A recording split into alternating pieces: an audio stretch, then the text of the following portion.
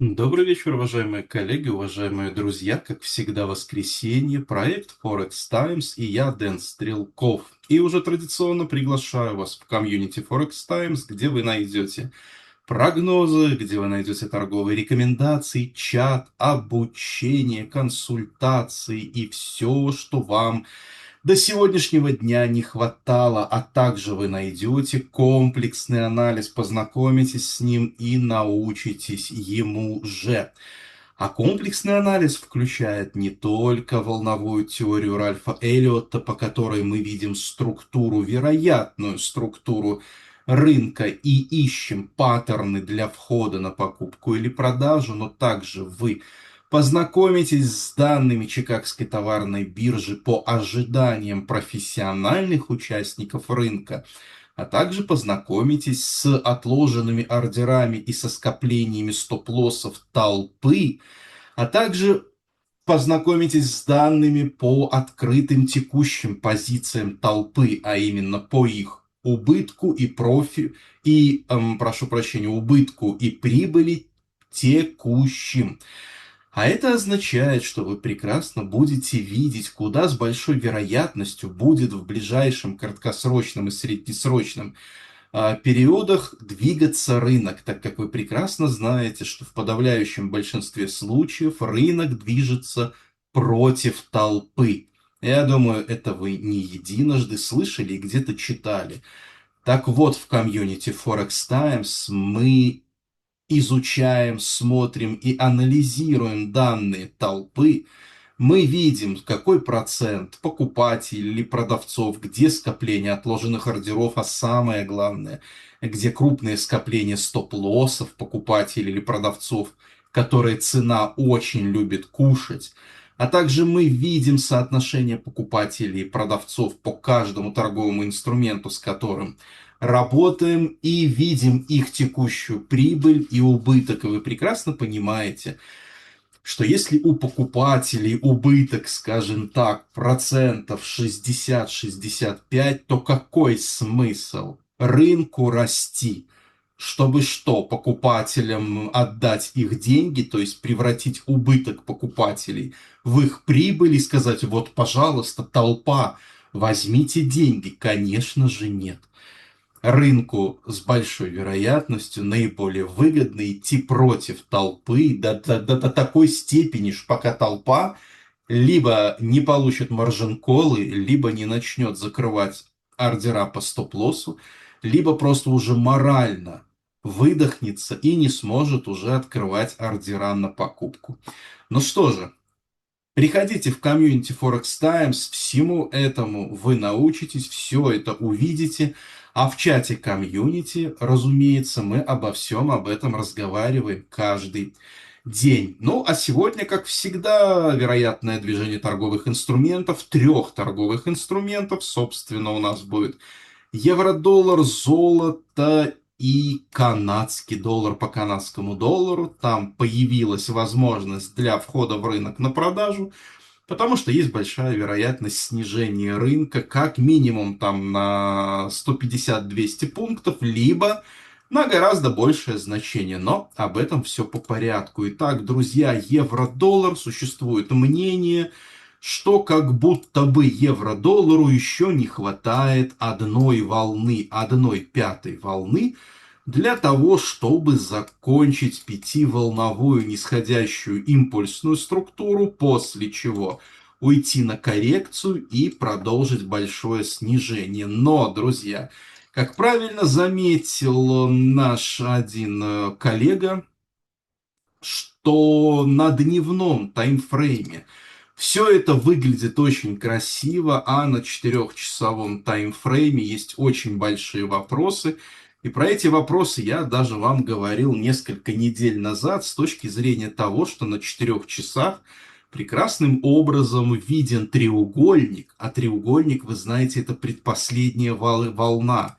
И с большой натяжкой сюда на самом деле можно было бы натянуть волны W, X, Y и предположить, что в данный момент на самом деле уже развивается импульс восходящий, и после коррекции можно покупать. И что самое интересное, вот сейчас я буду То, что я сейчас буду говорить, скорее всего, сейчас покупателей так и будут разводить. И вот сейчас я вам покажу, в чем смысл. Если мы с вами думаем о покупках, то прежде всего после коррекции, а так как мы с вами предполагаем, что у нас по евро рост, а рост импульсный, то после коррекции WXY что нам нужно увидеть? Конечно же, импульсное бычье движение. А теперь, друзья, давайте возьмем друг друга за ручки и споем какую-нибудь песенку веселую по той простой причине, что найти здесь импульс практически невозможно, хотя я думаю, не то, что практически, а найти его тут абсолютно невозможно. И даже если мы начнем искать с импульса, допустим, волны 1, это начальный диагональный треугольник, потом коррекция волны 2, потом очевиднейший импульс волны 3, потом, ну что, потом коррекция 4, импульс 5, и кто-то скажет: опа! Так у нас с вами начальный расширенный диагональный треугольник. Ура! И на самом деле вы были бы правы, потому что визуально действительно начальный расширенный диагональный треугольник здесь имеет место быть. Но только визуально, друзья. Но у него есть правила. И как бы не хотелось признавать, что даже вон четвертая волна больше второй, это прекрасно. Третья волна больше первой, но это же замечательно, но есть проблема. Третья волна больше пятой, а третья волна должна быть меньше пятой. К сожалению, пятая волна, если бы растянулась еще повыше, да, у нас получился бы расширенный диагональный треугольник. А так импульса здесь нету, друзья. И как бы не хотелось, может быть, кому-то признавать, некоторые наши коллеги натягивают сову на глобус вот каким образом. Они пишут, что прошла импульсная волна А, потом и коррекция волны Б, и конечный диагональный треугольник, ну, например, там вот таким образом, да, с усеченной пятой волной. То есть таким образом: раз, два, три, 4, 5, и это волна С. У нас сейчас развивается импульс, и после коррекции можно очевидным образом продавать. Но опять же, друзья, существует правило. Визуально все красиво, но существуют правила, а правила гласят следующим образом. В конечном диагональном треугольнике импульсов быть, ну, не должно, а здесь две импульсные бычьи волны, даже три, наверное, тут может и пятая еще импульсная. Вот, поэтому конечный диагональный треугольник тоже не подходит. В общем, что я хочу сказать, геморрой еще тот. Накрутить сюда, да вы даже попробуйте накрутить сюда обычную коррекцию.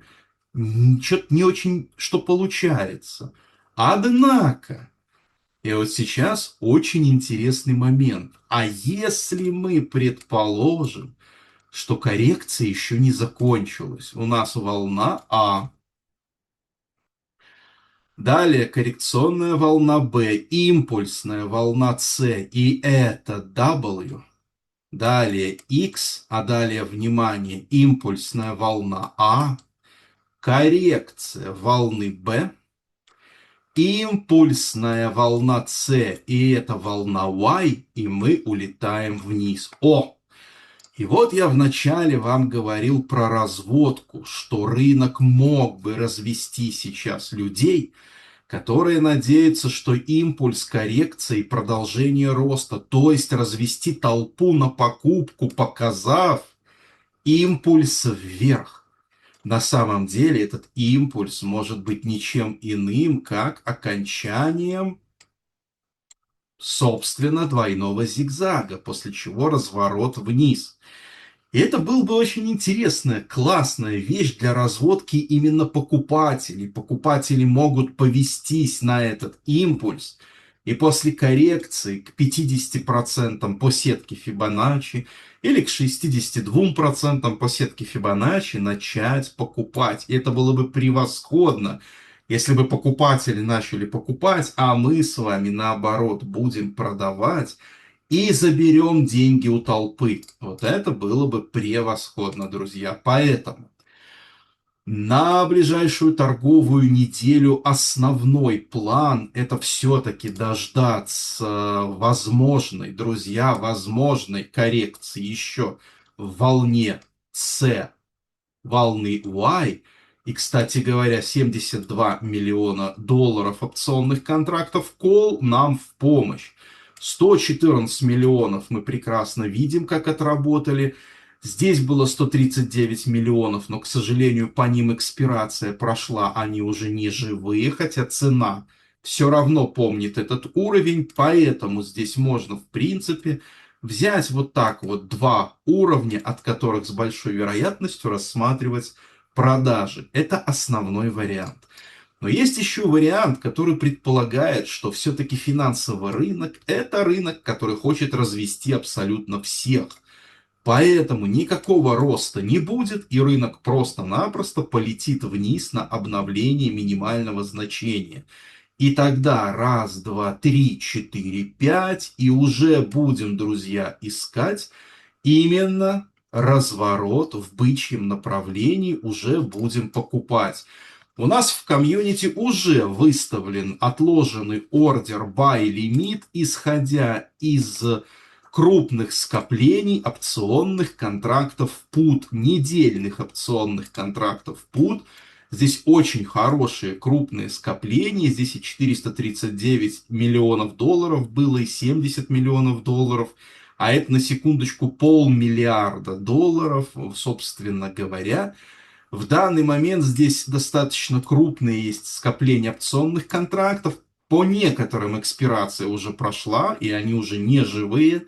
Но некоторые опционные контракты живые. Поэтому, если, в принципе, вы умеете смотреть отчеты Чикаго, вы можете посмотреть, собственно, и сами. Но если присоединитесь к комьюнити Forex Times, то в чате на эти все вопросы я вам, разумеется, отвечу и буду отвечать, потому что я сам заинтересован в том, чтобы мы вместе с вами торговали прибыльно. Тем более я сам торгую на двух счетах, поэтому мне наоборот очень интересно и вам помогать, и, может быть, вы скажете какое-то свое мнение, где-то я что-то упустил, и совместными усилиями мы приобретаем профитный трейдинг. Поэтому я на каждой лекции приглашаю вас в комьюнити Forex Times. Ну что ж, друзья, по евро-доллару, в принципе, все понятно. Если кто-то может, правда, сказать, что, а может быть, после коррекции нам продавать, может быть, друзья, может быть, если вы мне подскажете, какая у нас вот эта коррекционная структура. Если с этой коррекционной структурой мы с вами разберемся, тогда да, действительно можно предположить, сюда натянуть сову на глобус в виде волны 1, сюда 2, например, сюда волну 3, сейчас будет 4, волна 5, и потом после коррекции принимать решение о продаже. Прекрасный вариант, я абсолютно не против. Только объясните мне, что вот это за коррекционная структура, и мы сразу же начнем продавать. А пока я не понимаю, что это такое, продавать будем только после импульсного роста. Причем, как я уже сказал, с точки зрения логики, чтобы развести толпу на деньги, импульсный рост здесь просто был бы шикарным предлогом для того, чтобы после коррекции толпа начала покупать, а мы наоборот будем продавать. Да, и, кстати говоря, на секундочку, по данным фьючерсного рынка Чикагской товарной биржи, у нас покупатели и продавцы находятся в зоне паритета. Половина покупает, половина продает. Поэтому вы, если не знаете, что делать, не волнуйтесь. Лучшие из лучших в мире тоже разделились на два лагеря. 50% покупает, 50% продает. Поэтому, если вы подбрасываете монетку, то я вас поздравляю, вы входите в данный прям момент по евро-доллару в лучших из лучших в мире, как бы это странно ни звучало. Золото. Друзья, по золоту, опять же, как и по евро, такое ощущение, как будто не хватает еще одной волны вниз. Раз, два, три. Сейчас образуется коррекция, либо уже закончилась, либо еще растянется. 4 и 5, после чего уже будем покупать. Причем сразу скажу, почему будем покупать. Друзья, обратите внимание на скопление опционных контрактов call и put. С вашего позволения я считать не буду, но я немного посидел, посчитал, на несколько миллиардов долларов я насчитал и бросил это дело. А знаете почему? Потому что внизу опционных контрактов put нет практически вообще. Вот 381 миллион долларов и 306 миллионов долларов, и здесь на миллионов 700, но все вот эти заявки, они относятся к уровню максимального открытого интереса по месячным опционным контрактам PUT, про которые я сейчас скажу. А ниже этого уровня только 381 миллион долларов. То есть наверху у нас несколько миллиардов, внизу 381 миллион. Поэтому, что касается среднесрочной и долгосрочной перспектив, это исключительно покупка. А вот что касается, закончилась ли коррекция или нет, то здесь не знает никто, по той простой причине, друзья, что у нас есть зигзаг, я думаю, вы его прекрасно видите, есть два варианта. Коррекция уже закончилась, и мы продолжаем снижение с обновлением минимального значения, либо коррекция еще усложнится, и только после этого мы начинаем снижение. Как же быть, собственно, в этой ситуации? Если у вас очень сильно чешутся ручки, а по золоту, я знаю, что ручки чешутся почти у всех очень сильно, вы можете выставить отложенный ордер sell stop ниже локального минимума. Какие варианты существуют? Первый вариант, к примеру, образование треугольника. Если образуется треугольник с выстрелом вверх, ваш ордер задет не будет. И при обновлении максимального значения вы просто его удалите и будете уже ждать импульс нисходящей коррекцию, чтобы выставлять еще один ордер, отложенный на продажу. Это вариант номер один. Вариант номер два – усложнение коррекции WXY. Если такое произойдет, вы удаляете свой отложенный ордер и ждете импульс-коррекцию и выставляете его уже по более выгодной цене. Третий вариант – это вы угадали, и цена улетает вниз. Ваш ордер активируется, все превосходно и прекрасно. Да, кстати, отвечаю на вопрос, куда поставить стоп-лосс. Вот сюда можете поставить, либо более консервативно над локальным максимумом, который был до уровня локального минимума. И самый плохой вариант, который для вас может быть, это усложнение коррекции, но с усложнением уровня X. Прошу прощения, с усложнением волны X. Тогда ваш ордер будет активирован, и вы получите стоп-лосс. Но, друзья, после того, как закончится двойной зигзаг, импульс, коррекция, вы выставляете еще один ордер и полностью отбиваете свой минус и выходите в профит. Это несколько вариантов для продажи, но есть и плохие новости для тех, кто хочет продавать. Это все-таки начальный диагональный треугольник для покупателей образоваться может. Вот таким вот образом. Но, друзья, посмотрите, нам еще не хватает 3 волн. Поэтому, конечно, пофантазировать мы можем. Тут все что угодно мы можем тут нарисовать. Но давайте пока будем работать в рамках тех вариантов, про которые я только что сказал. Тем более, что если вы выставите отложенный ордер sell stop, а будет образовываться начальный диагональный треугольник, ваш ордер задет не будет. И при обновлении максимального значения вы, разумеется, его удалите. Поэтому, в принципе, достаточно безопасно выставлять отложенный ордер sell stop по данному торговому инструменту. Тем более, есть еще момент толпы. Сейчас я вам его покажу. Если мы построим канал, то мы с вами прекрасно увидим, что цена уже шикарным образом, просто великолепным образом отработала нижнюю границу канала. Ну, прям как в книжке, правда? Я думаю, что весь мир, все трейдеры начального уровня, среднего уровня, да те, которых даже книжку никогда в руках не держали и ничего не читали, каналы, они знают. И они все прекрасно видят, что есть отражение от канала, а значит, все прекрасно знают, что цена пойдет наверх. И я очень надеюсь, что сейчас по всему миру толпа очень хочет покупать. Тогда с большой вероятностью действительно рынок сходит еще на обновление минимального значения. Мы получим дивергенцию по осциллятору, к примеру, MACD, и после этого только будем разворачиваться. А если толпа начнет покупать, то внизу, конечно, будут срабатывать их огромные стоп-лоссы.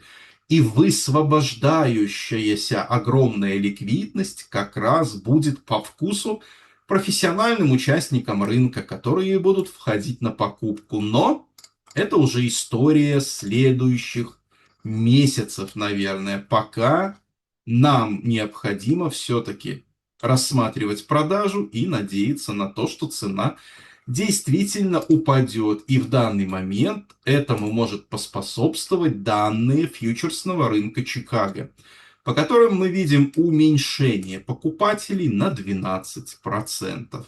Следовательно, мы видим, что тренд у нас восходящий, так как у нас уменьшение покупателей, а не увеличение продавцов. На рынке у нас господствуют покупатели. И в данный момент у нас идет коррекция, и мы видим, что за последний отчетный период у нас уменьшение покупателей на 12% и уменьшение капитализации торгового инструмента на 9% до 619 миллиардов 453 миллионов долларов, что говорит о том, что коррекция еще может продолжится.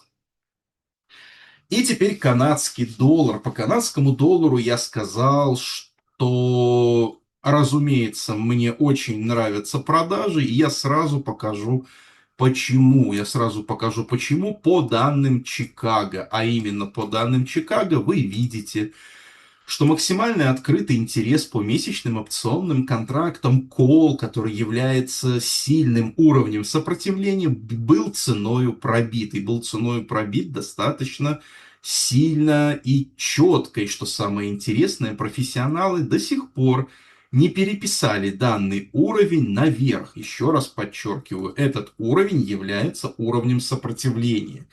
И я вам могу показать, как он работал последние несколько месяцев, и в комьюнити мы сделали очень две неплохие сделки на продажу. А именно, посмотрите, пожалуйста, друзья, значит, при росте цены профессионалы переписали свои ожидания вниз, и цена уходит наверх, а уровень сопротивления остается внизу. Цена, разумеется, в ближайшие 2-3 недели его тестирует, успешно тестирует. Эту продажу мы взяли. Но обратите внимание, что произошло дальше. При росте цены дальше профессионалы переписали свои ожидания снова вниз и достаточно далеко. И цена продолжила расти еще одной волной, но профессионалы остались непреклонны. И более того, при буквально начале снижения они переписали свои ожидания еще ниже. Следовательно, мы увидели снижение торгового инструмента, после чего, конечно же, профессионалы переписали свои ожидания, как и следует, в принципе, уровень сопротивления наверх, потом чуть ниже, и здесь он уже отработал как нормальный уровень сопротивления. Вот, в данный момент мы видим такую же историю, друзья. Профессионалы остаются на месте при своем мнении. Цена пробивает данный уровень сопротивления снизу вверх. Это первый момент, друзья. И второй момент – это волновая теория Эллиотта. Есть два варианта. Первый вариант, предположим, что у нас образуется коррекционная структура. Кстати говоря, если мы посмотрим на волновую теорию, ну, может быть, не так, вот так, наверное, будет поинтереснее, то есть два варианта развития событий. Первая волна, вторая, третья, четвертая и пятая – это волна А. Далее большая коррекция в течение нескольких месяцев волны Б, и начинается волна С. Я предполагаю, что, конечно, волна С вот на этом импульсе еще не закончилась, но все может быть, так как все-таки снижение обновило минимальное значение. И это запросто может быть волна С, либо это может быть только волна 1. Сейчас образуется волна 2, потом 3, 4, 5. Либо, как очень часто бывает, конечный диагональный треугольник. Но еще раз подчеркну, друзья, на самом деле могла быть уже волна С, и мы можем разворачиваться вверх. Предположим, первый вариант, что это только волна 1. А значит, у нас сейчас образуется коррекция. И нам эту коррекцию каким-то образом необходимо найти или, прошу прощения, найти или понять, коррекция у нас все-таки или нет.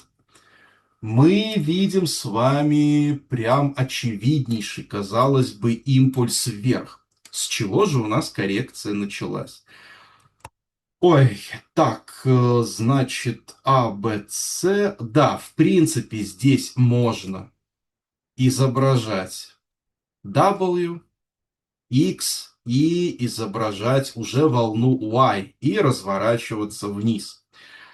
Но по какой-то причине мне все-таки здесь больше нравится начальный диагональный расширенный треугольник. И вот если, друзья, у нас по евро я говорил, да? Да, по евро никак не получается никакой диагональный треугольник, то по канадцу все правила диагональных треугольников здесь подходят. И начальный расширенный диагональный треугольник очень себе подходит. Раз, два, три. 4-5. И что ж у нас получается? Ну, в принципе, импульсная волна с большой вероятностью уже подходит к завершению. И мы ждем коррекцию. Опять снижение. Более того, посмотрите, пожалуйста, на объем. Объемы падают. При резком росте торгового инструмента объемы падают. Это достаточно сильная дивергенция и достаточно сильный показатель того, что рост уже выдыхается, и пора уже идти на коррекцию. Поэтому, друзья, как я и сказал в начале сегодняшнего видео, 100, сколько здесь, 140 пунктов, я там сказал 150, 200, наверное, да? Ну вот 140 пунктов, я думаю, это минимально, что можно заработать сейчас на вероятном снижении американского доллара против канадского доллара. И что самое интересное, если так и произойдет, как я говорю, по канадцу, то в принципе корреляция между евро и канадцем не такая уж сильная. Но если американский доллар будет падать против канадского доллара, то, возможно, мы все-таки увидим импульсный рост евро против американского доллара, а потом снижение, которое мы с вами и попробуем отыграть и на этом заработать. Ну что ж, друзья, спасибо огромное. Прошу прощения, что лекцию немного затянул, вероятно, но надеюсь, она была для вас полезная, особенно варианты. Именно практические варианты входа в рынок по евро, вход по канадцу я его объяснил, вам показал. И по золоту отложенный ордер Sell Stop мне кажется очень хороший вариант для отработки вероятного снижения по золоту с обновлением локального максимума вероятной волны 5 в вероятной волне С коррекции, после чего мы будем глобально золото снова покупать. Спасибо большое, уважаемые коллеги, друзья. В очередной раз приглашаю вас в комьюнити Forex Times. Присоединяйтесь, никогда об этом не пожалеете. А с вами был Дэн Стрелков, Проект Forex Times, и всем классного вечера, всем пока-пока.